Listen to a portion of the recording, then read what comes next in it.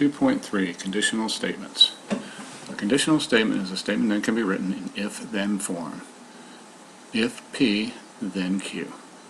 The phrase immediately following the word if is called a hypothesis. The phrase immediately following the word then is called a conclusion. These statements say if this happens, then this is going to happen. Let's look at some examples.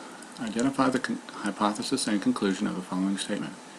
If a polygon has 6 sides, then it is a hexagon. Okay, the hypothesis follows the word if, so that would be a polygon has 6 sides, and then it is a hexagon, follows the word then, so that would be our conclusion. And remember, everything depends on the hypothesis being true. If a polygon has 6 sides, then it is a hexagon. Example 1b, underline the hypothesis and draw a box around the conclusion of the following statement. Tamika will advance to the next level of play if she completes the maze in her computer game. Again, if this happens, everything depends on her completing the maze in her computer game, so that's going to be our hypothesis. Tamika will advance to the next level of play is going to be our conclusion. And that's how that should look. Okay, we're going to write the following statements in if-then form, then we're going to identify the hypothesis and conclusion. One is a 5-sided polygon is a pentagon. We already rewrote this for you. It says if a polygon has 5 sides, then it is a pentagon. Again, after the word if it has 5 sides, would be our hypothesis. Your conclusion would be it is a pentagon. Number 2, a polygon with 8 sides is an octagon. Okay, it's phrased a little bit differently, but it means the same thing. If it has 8 sides, then it is an octagon. And our hypothesis follows if it has 8 sides, then it is an octagon. That's all there is to it. This is a chart that you need to understand. These are some related conditionals that we're going to learn about today.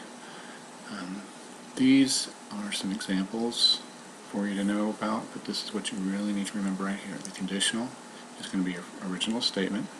It's going to be symbolized P, arrow Q, or if P, then Q. The converse is we're going to switch the hypothesis and conclusion. We're going to switch them back. So Q, then P. Inverse, this little sign here, remember negation, not P, therefore not Q.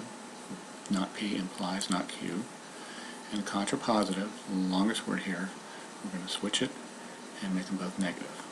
Not Q, then not P. And just, you don't have to write any of that down, you just need to remember, especially these 2 columns right here. Okay, let's look at this. Write the following statement as a conditional, then write the converse, inverse, and contrapositive of the statement. The first statement is all squares are rectangles. Okay. First we're going to write the conditional. If the figure is a square, then it is a rectangle. And that's symbolized P implies Q. Now in this one we want to write the converse. Okay, from our chart on the last one, you can still look at that on your paper. It would be Q implies P, so we're going to switch this and this. So for a converse, it would be Q implies P, and we're going to switch those. And now our converse statement is going to be if a figure is a rectangle, then it is a square.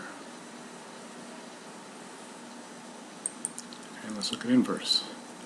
The inverse statement negates the conditional statement. Okay, so that the conditional statement was P implies Q, remember. Now we're going to negate that, so we're going to still write it P implies Q.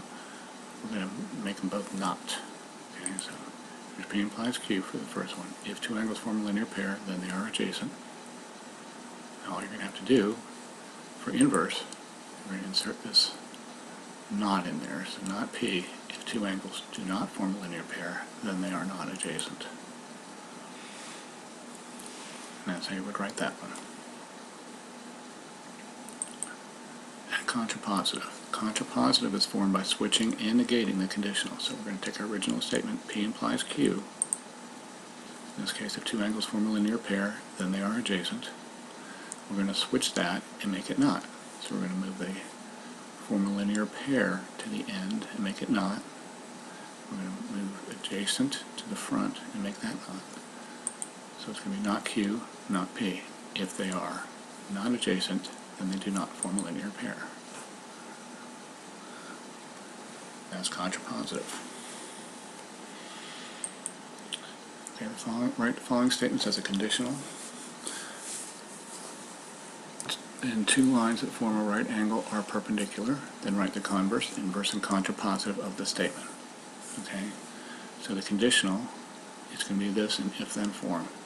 If two lines form a right angle, then they are perpendicular. Okay, converse, we're going to switch those, and you might want to go ahead and write your symbols in here. They're very useful to use the symbols. This is P implies Q.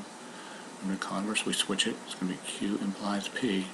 So if two lines are perpendicular, then they form a right angle.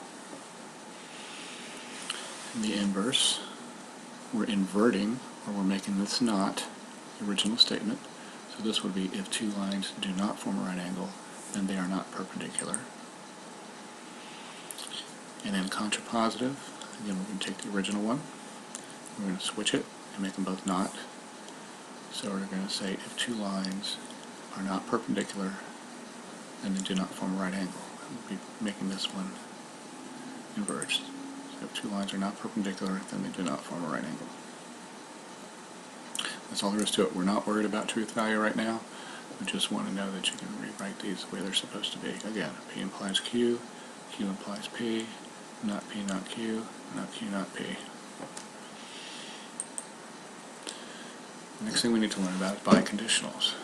Okay. For example, Ashley began a new summer job earning $10 per hour. If she works over 40 hours a week, she earns time and a half, or $15 per hour. If she earns $15 per hour, she has worked over 40 hours a week. In this case, P is going to be Ashley earns $15 per hour. Q will be Ashley works over 40 hours a week. So if we write this as an if-then statement, P implies Q. If Ashley earns over 15 hours a week, she has worked over 40 hours a week. Q implies P. If Ashley has worked over 40 hours a week, she earns over $15 an hour. In this case, both the conditional, P implies Q, and the converse, Q implies P, are true. The conjunction of those two statements is called a biconditional.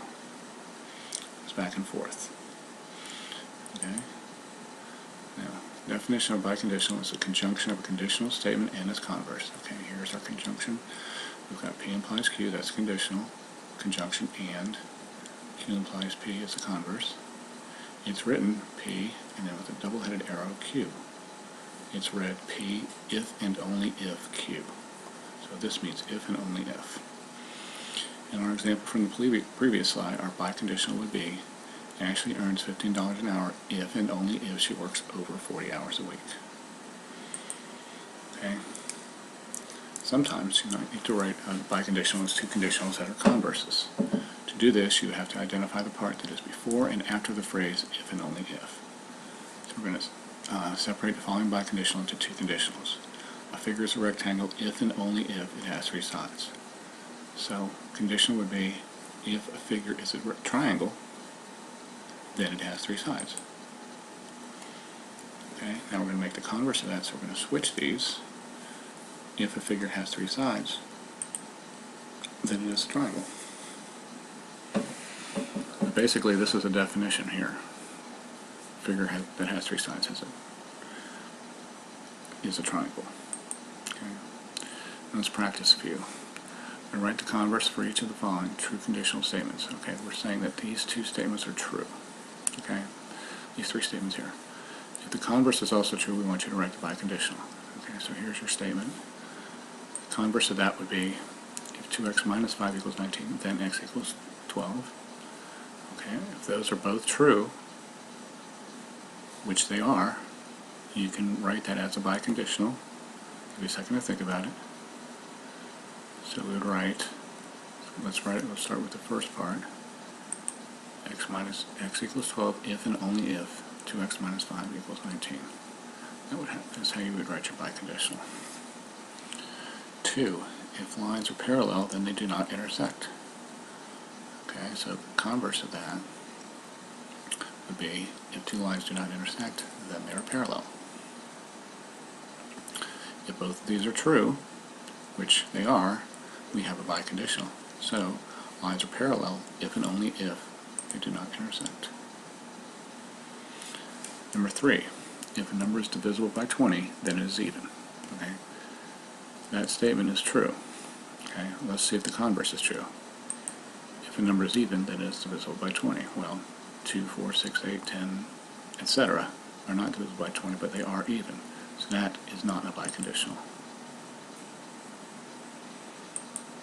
And that's the end of lessons on conditional statements and biconditionals.